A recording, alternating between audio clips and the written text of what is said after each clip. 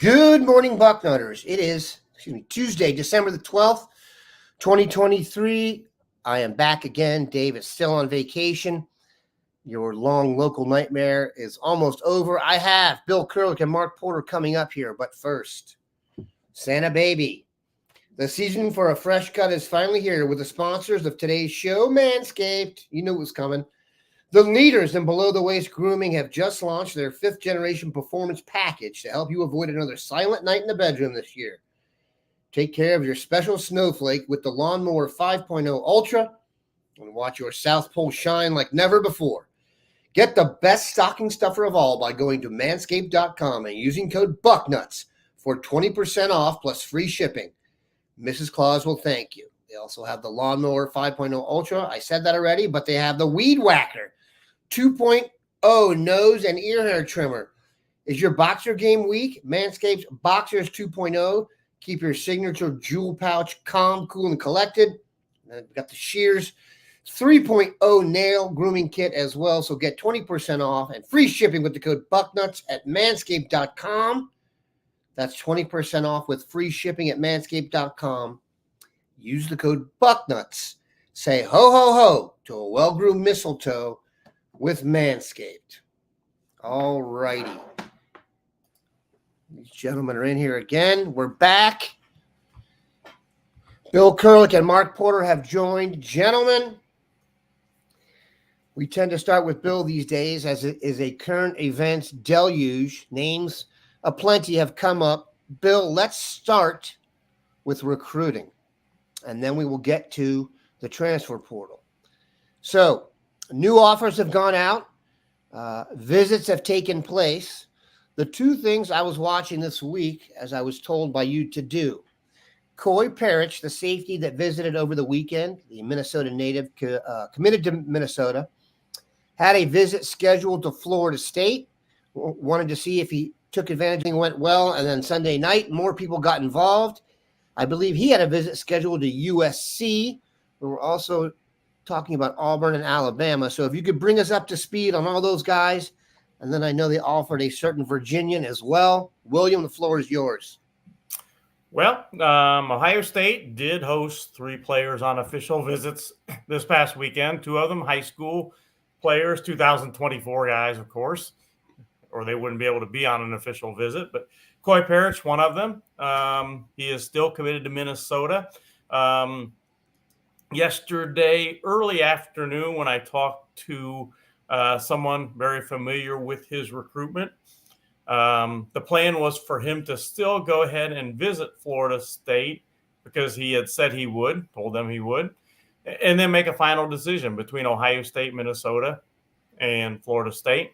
But then looks like things have changed. As of this morning, I checked again on him, and they said that visit is no longer on the docket for Florida State. But, you know, as I mentioned, with both Parrish and Carlin Jones, a defensive lineman from Texas, when I wrote about them on Sunday and Monday, their visits were still on, but you never know. Things change in recruiting, and, you know, we'll see if they would be on. And as of now, Parrish's visit is off to Florida State. Again, I don't think that's going to change, but you never know. Change back, that is. Carlin Jones, on the other hand, his visit to USC, as of now, I emphasize, is still on. Coming out of those visits, they went very well. Both guys really had a good time at Ohio State, and families were impressed, all that. We'll see what happens here down the stretch. Minnesota is supposed to see Parrish this week. I don't know for sure Ohio State if they are stopping in to see him or not. I'll hopefully find that out today. But those 2 guys are certainly 2 guys that could end up at Ohio State. The other one, Derek Harmon, is a transfer portal guy. He made his official visit to Ohio State, and the school to be concerned with now with him, besides Ohio State, is Auburn with Derek Harmon. The visit went very well, but Auburn is recruiting him, and that's the school right now that if he doesn't end up at Ohio State, I think he would end up at Auburn from everything I'm told. The thing that I think everybody has to think about and consider is that Ohio State is in the process of trying to figure out where they are with not only the high school guys, but the transfer portal guys, and then their own team. You know, we don't know for sure right now, is JT Tuimoloau coming back? I think he is, believe it or Wow. not. I tend to think Tuimoloau is coming back as of right now. Is Jack Sawyer coming back? Is Tyleik Williams coming back? If all three of those guys come back, as opposed to all three of them leaving for the NFL, that's a whole different scenario on who Ohio State can possibly bring in. That's three spots right there if they all come back that are not open necessarily to bring in new guys. So there's a lot of moving parts going on here. My gut feeling right now is Tuimoloau comes back, but I don't know for sure. And actually, I don't believe Ohio State knows for sure right now. Sawyer, same thing. They, as you would expect, are doing their paperwork, have done the paperwork for the NFL and waiting on that to see what happens. And that's a big determiner.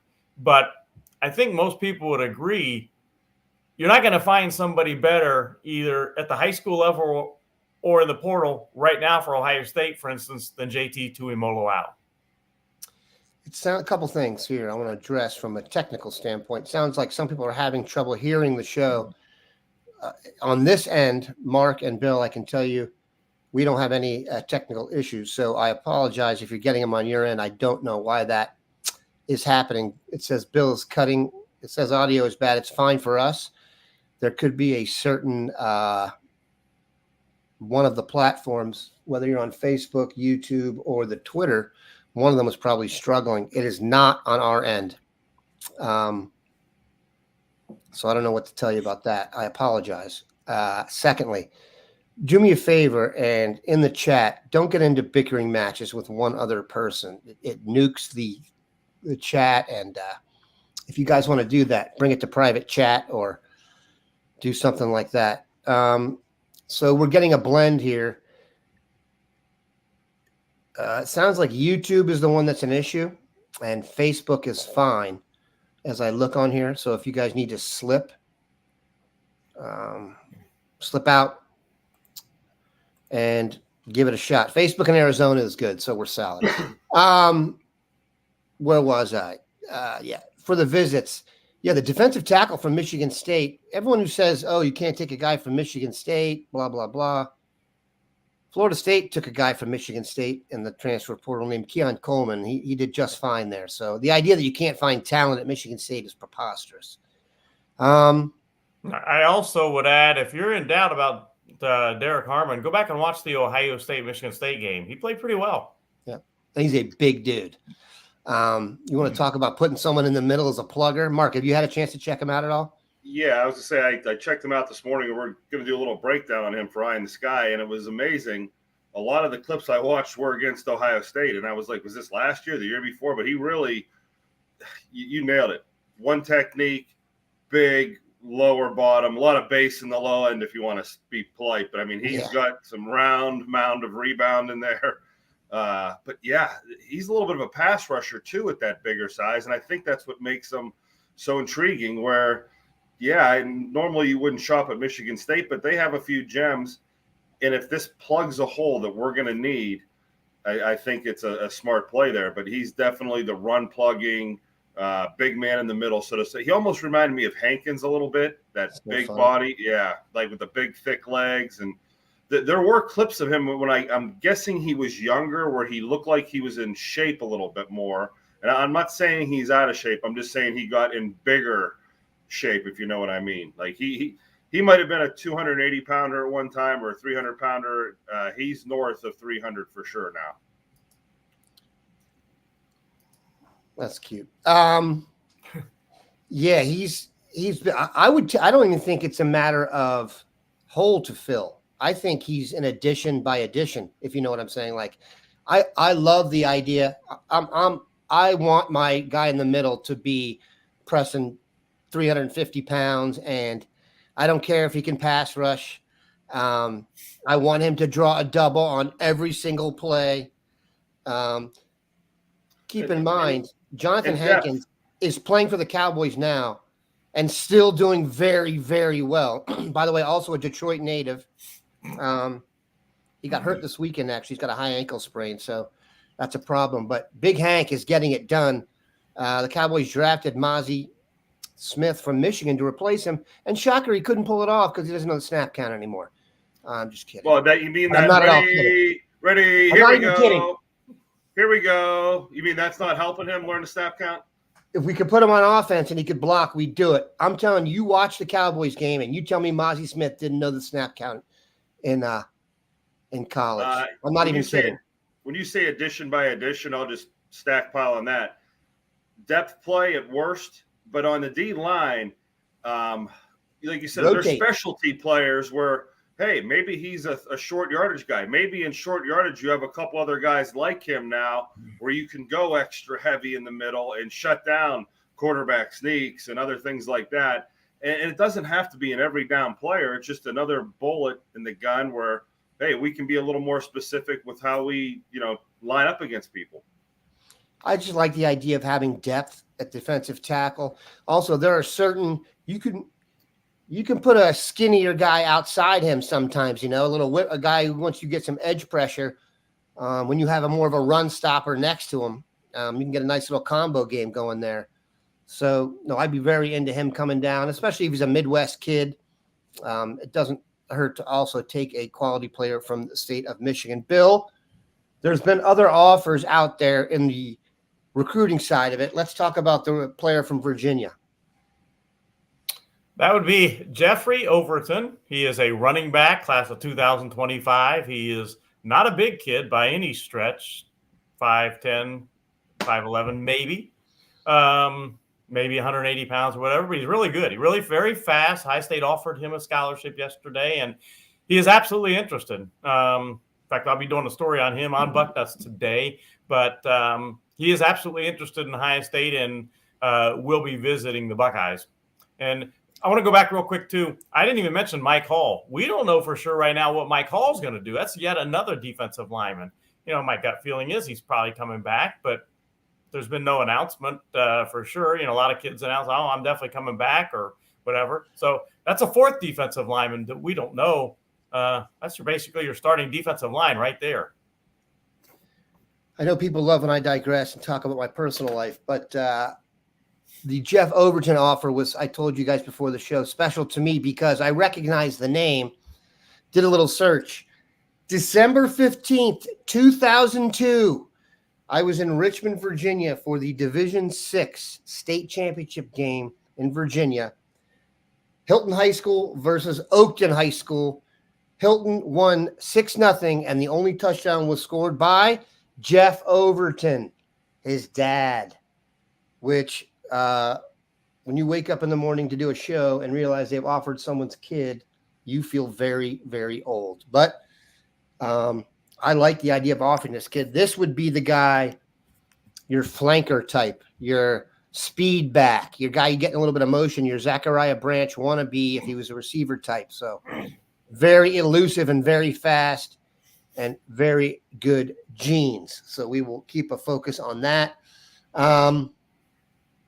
Mark, when you did look at the defensive line, when you did go back, did it feel like to you that we needed to add to the group?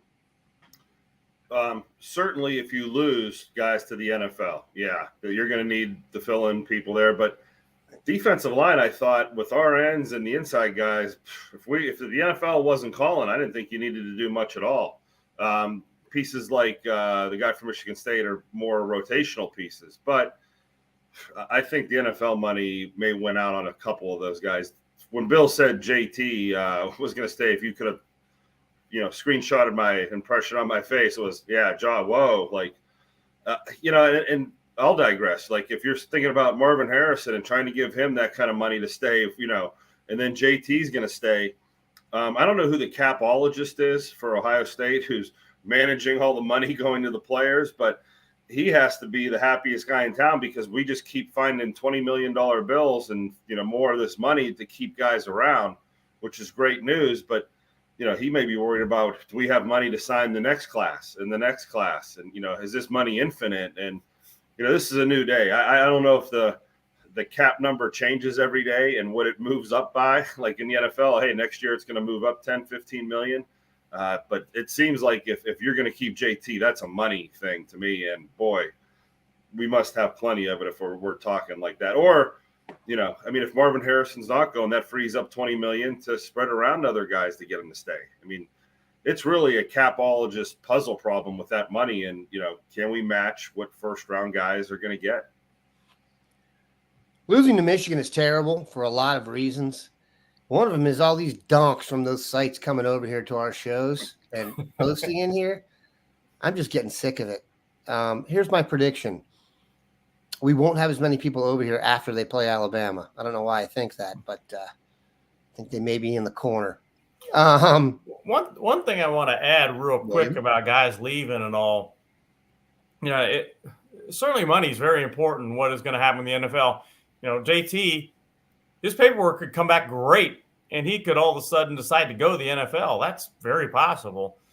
But at Michigan last year, some guys stayed there that could have gone to the NFL because they wanted to beat Ohio State again. One of the reasons, while that may not be the motivating factor for a lot of kids, it can be a motivating factor.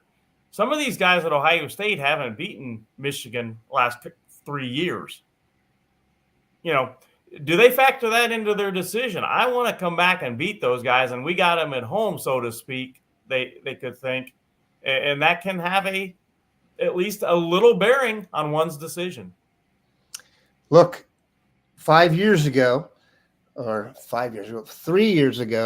State players were leaving here having beaten Michigan 3 times with no NIL money. Now they have NIL money and we haven't beaten Michigan in 3 years, so they have a lot more to consider. I think we are, when people ask who's leaving, who's staying, it really is a completely different landscape than it was before. So even the vibes we get now may not be accurate just because it's hard to know how much each guy is pulling in. It's hard to know. And then you blend that with their professional aspirations. Defensive end isn't one of those positions I would assume would be affected too much by this because there's such a premium on defensive ends. I don't think there's any question that JT could go, and worst case scenario, what's the worst he could get picked? Late second round? That's still really good money. You could be the best running back in the draft or one of the top 5 running backs in the draft and be a 4th round draft pick. So that's just a different deal. I don't hold any hope out that Marvin Harrison is coming back. That would be a poor financial decision for Marv. Though he is compensated beautifully here, he's going to be compensated beyond his wildest dreams in the NFL. And he might as well get in there and get a year closer to getting that yellow jacket fitted anyway. So is JT practicing for the bowl game right now? They won't tell you that stuff. Yeah, I was going to say, like, that there would be. They know that's a dead giveaway. Yeah, like if he's at practice, we kind of know because most of these guys don't treat the bowl game nearly as important as a Michigan game. But if he's practicing, Yeah, so another thing, people are watching. I talked about this yesterday on the show. People are watching the portal and saying, oh, why isn't this person doing this? Why isn't this person doing that? Keep in mind, none of the bowl games have really happened. I mean, if you're an integral part of your team now and you're going to transfer, you certainly wouldn't want to do that before this happens. The guys that hop off during bowl practice usually aren't part of the plans.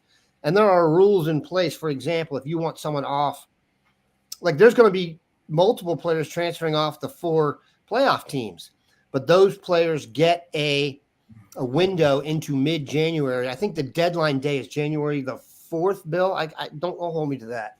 January 3rd, yeah. January 12th. It's December 4th to January 3rd. I'm sorry. Yep. But like if you're on one of those 4, you get till mid-January, you can still transfer without penalty. And then keep this in mind. There's going to be some coaching upheaval, right? Once your coach leaves, if you're at a school, that triggers a 30-day window where you can transfer. So the portal is really a moving target in a lot of cases here. I wouldn't get married to anyone being in or out or, I talked about Michael Pratt, my dream QB from Tulane. He has committed to the Senior Bowl. I don't know if that means he can't change his mind between now and then. So there's a lot of moving targets here. It's kind of the Wild West. I'm going to read our second ad of the day so you guys can. We're going from Manscaped to nuts.com. I don't know if those two companies have joined together in some kind of group marketing theory, but it made Bill chuckle. So that's what are you getting at? You can make the dean smile with I don't some get it. inappropriate language. You've had a good day, in my opinion.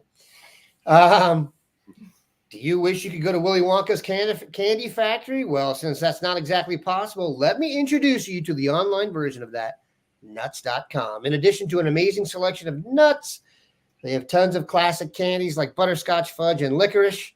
At the grocery store, you can get pecans. I went over this yesterday. I don't know if it's pecans or pecans, but don't you want bourbon pecans, sweet and spicy pecans, pecan brittle, or butter toffee pecans? If you're eager to try these, head to nuts.com to see the hundreds of different varieties of nuts they offer.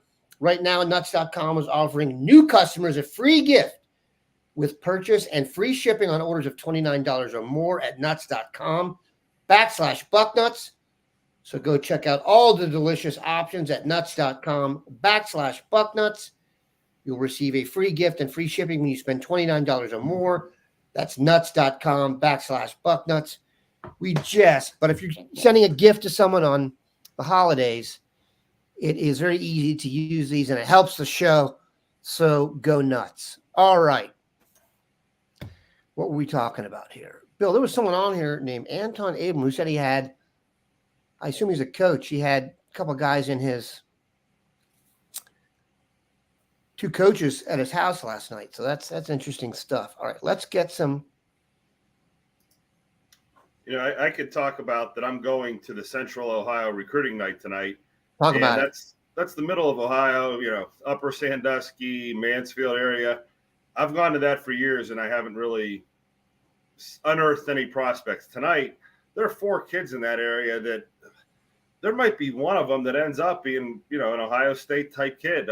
Ontario has Bogpen Miller. He's already been down for an Ohio State visit, the quarterback athlete that has some really athletic people in his family. Kenneth Kurelic from Winford, the giant offensive lineman that was at Ohio State camp as a freshman that was 6'7". And Ashland, the quarterback, he was at Ohio State's camp this year. He's one of those guys that already has a Penn State offer as a freshman. And Braden Fogel over at Lexington, the receiver outside linebacker, the hooper, big-time hooper, and they're trying to brainwash him into football because he has a C.J. Hicks-like body at linebacker. He's long and athletic. I'm going to see some big-time prospects tonight. I'll fill in the void there for Dan. And this is that recruiting night time of the year for the fans out there that don't understand this. Each night I'm going to a high school and meeting with all the coaches from that area and gathering the future stars. And right now I'm looking at sophomores and freshmen to try to stay ahead of this recruiting curve while, maybe today we're focusing on 24, a little 25. I get excited by 26 and 27 prospects. There's plenty coming. I know Ohio's looking really strong in 25 and 26. I know basketball-wise, 25 is one of the strongest classes they've had in years. To geek out a little more, the numbers by year, FBS scholarships by year in Ohio. I'll be at about 167 10 years ago, and it was hovering around 150. That's Division I football players. Division I football players that sign every year. FBS, not the FCS or stuff like that. Right. Okay, but it would include the MAC and Navy and our Air Force. We'd say we have about an average of 150, and it started to dip, and it went into the 115, 120 range, and we kind of locked in there for like the last 10 years. COVID hits, the transfer portal hits, that extra fifth year hits. It's dipped down to 80 or so the past couple seasons. We were about 110 or 112 the other day, which is fighting in the wind, kind of like we thought, with all these 1,500 kids in the portal, it might hurt it. Not this year in Ohio. Ohio's strong and back to the point that made me trigger down this digression. No, but I good. think to your point, 2025 looks even stronger. So Ohio's numbers are back, and kids are back in the weight room. Programs are functioning at a full speed, full summer program, stuff like that. Where for 2 years, I don't want to say you had anemic kids out on the field, but they hadn't been in the weight room they had in prior years. No, there's been like a hangover effect from the pandemic where the programs have really got their footing back from a lot of situations. Far be it for me to talk about a player not committed here, Bill, but I saw that Dylan Raiola's crystal ball changed to Nebraska. Is that really possible? So he was committed to Ohio State. Is that his first commitment? God knows now. I don't even remember. And then he his uncle just got his uncle, I believe, just got a 5-year contract extension to be offensive line coach at Nebraska. That might help a little bit. Was he committed to USC at one point? Yeah, you see, I think it was USC, Ohio State, Georgia. I think that's the timeline, I believe. Has anyone ever been committed to 4 schools? I would have to really think about that one for a while. I don't recall. Has to be. I'm guessing maybe it has happened. In the land of crazy, there has to be. There may be someone who's been committed to 4 schools, but I don't think there's been anyone this highly rated that's been committed to 4 schools. You're talking about a guy who's a number 1 player in the class. He's gone West Coast, Midwest, the South, and back to the Midwest.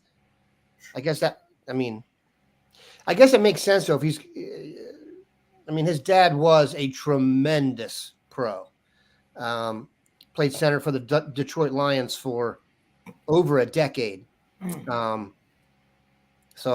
guess it's his brother. So it would be his uncle, Bill. That's you said, so I guess it makes sense that you come full circle on that, but that's kind of wild. I know Georgia has 2 quarterbacks in their class and another one they really liked, and I always thought that was kind of weird, and I guess not that weird. All right.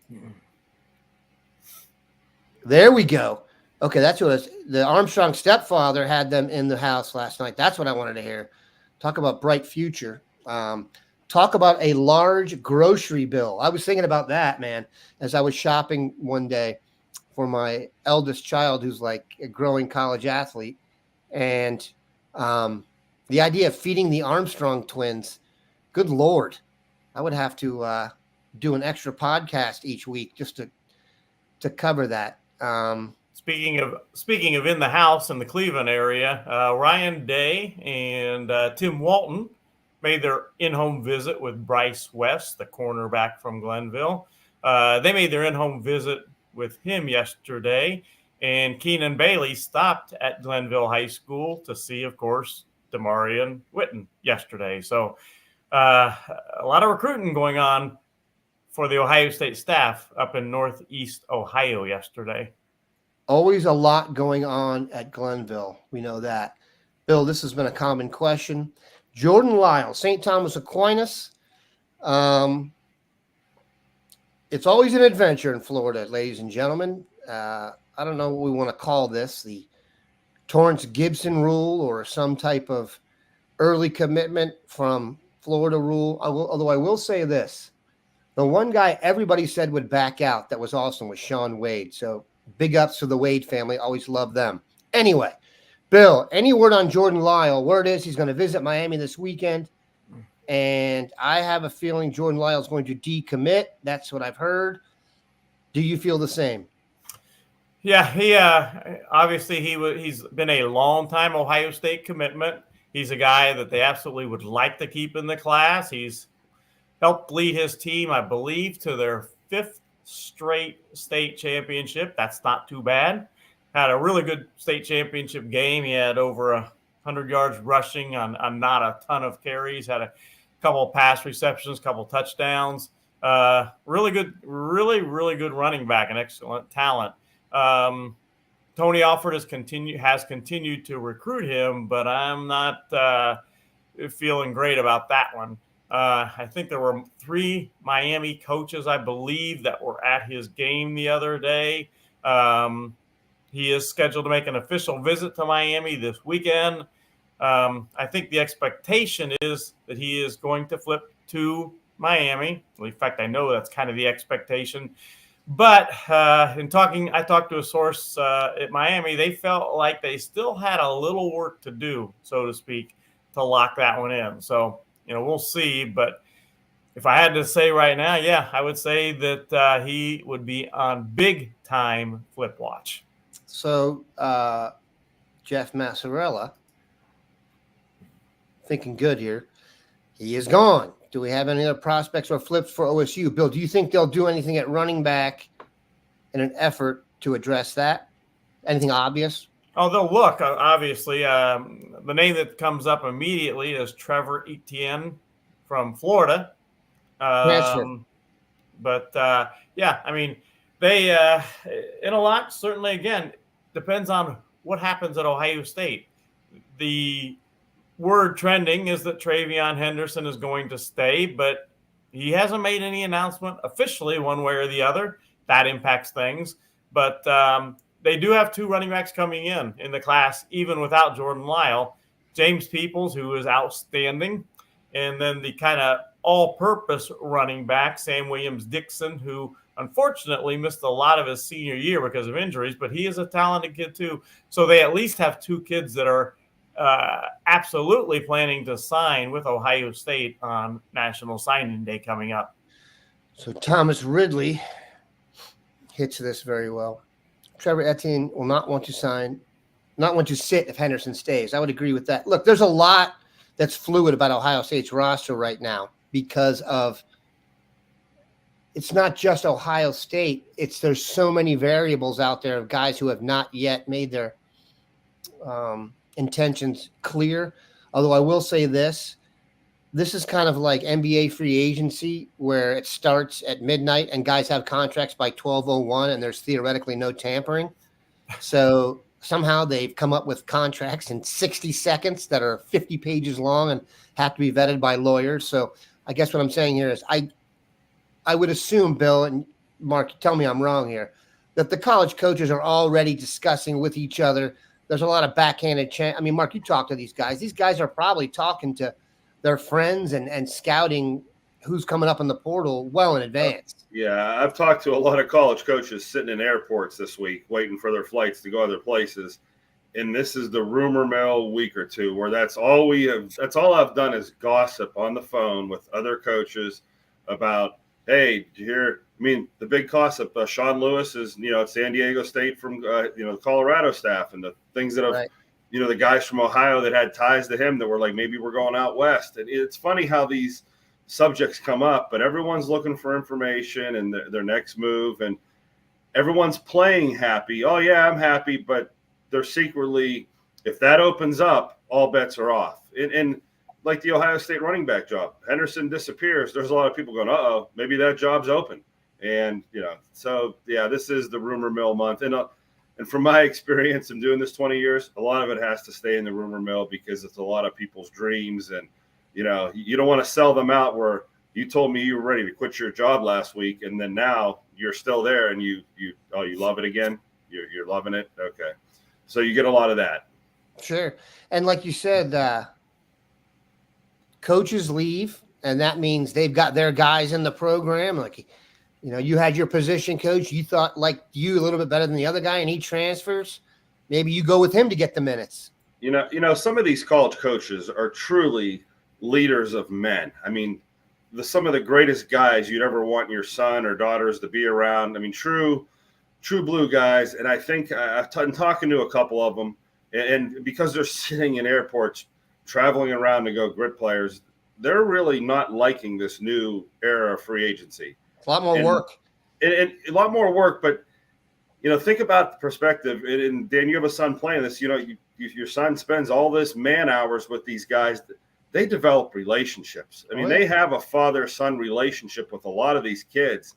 And although these kids leave, there's a lot of heartfelt hugs and tears behind the scenes where, Coach, I'm sorry I'm leaving you. You've been my dad for the past couple of years. And that story was a heartfelt love story. I've heard a few this week from these guys are literally sad that they've lost players. And just because the kid's a backup doesn't mean that coach didn't invest in that kid, love that kid, recruit that kid, hug that kid.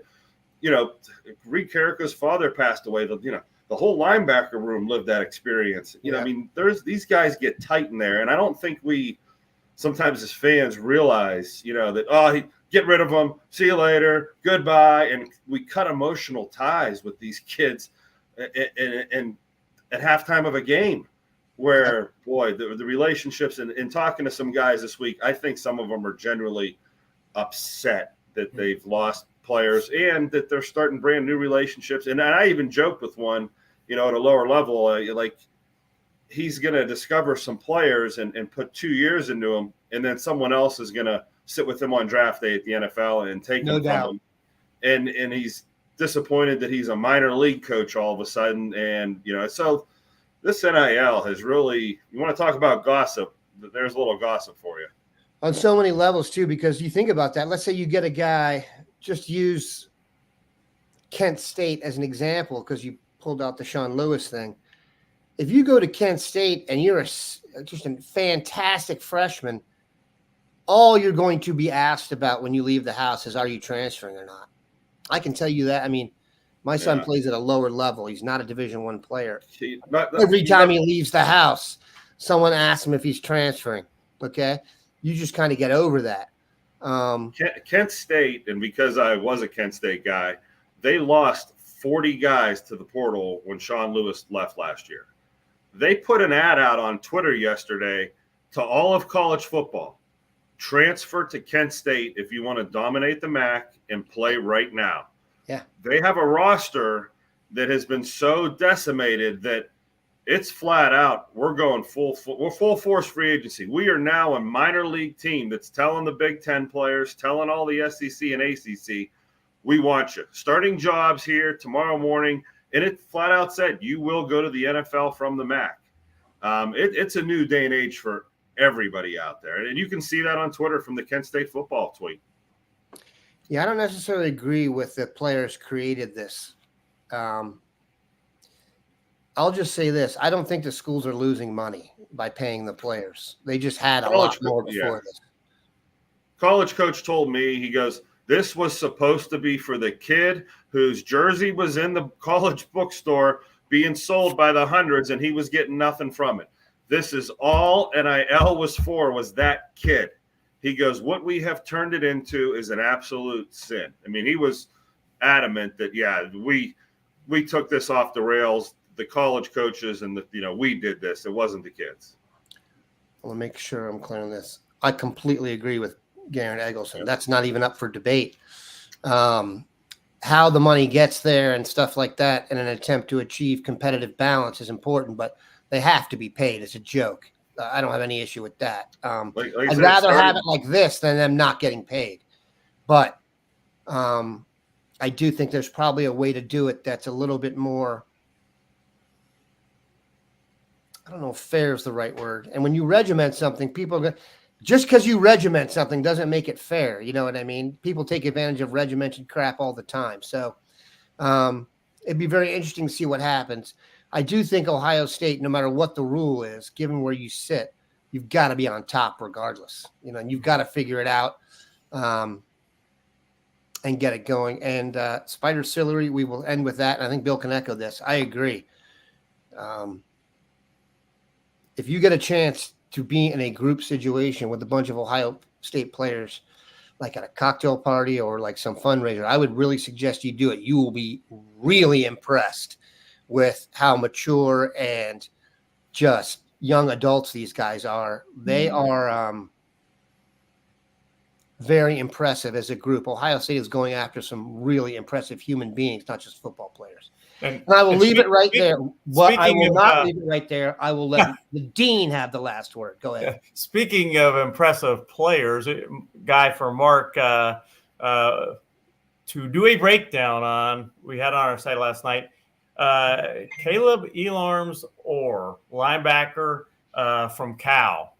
The guy, if you watch his video, he is a tackling machine. And he's making an official visit to Ohio State this coming weekend. So that's a name to keep in mind. He's a 6'2", 230-pound linebacker that has had a really good season this past season. Got a couple years of eligibility left. So I'm sure Mark will be doing something on him in the next day or so. And he's a guy to keep in mind. Yeah, it's Caleb Elarms-Orr. Hayward, California native, and you're right, Bill. He arrives at the ball handler with an attitude problem. He is not fearful of contact. Like I said, you can follow all this stuff if you go to 247sports.com and hit the transfer portal drop-down menu, hit latest transfers. These are updated in real time. And I'm telling you, you need to, if you want to follow this in real time, it's difficult. That's how many go in there. It is unbelievable how many guys are in there. You start to see names that you remember. Every quarterback from the Dayton area who's ever gone to college is transferring. Adam Vinatieri Jr. is transferring. So it's a trip in there. It is a wild time. We are glad we have these guys to help us monitor it. And we are even happier that Dave comes off vacation tomorrow and I will not be here. So that's good, I think, for everybody. Appreciate these guys stopping by. Have a good one.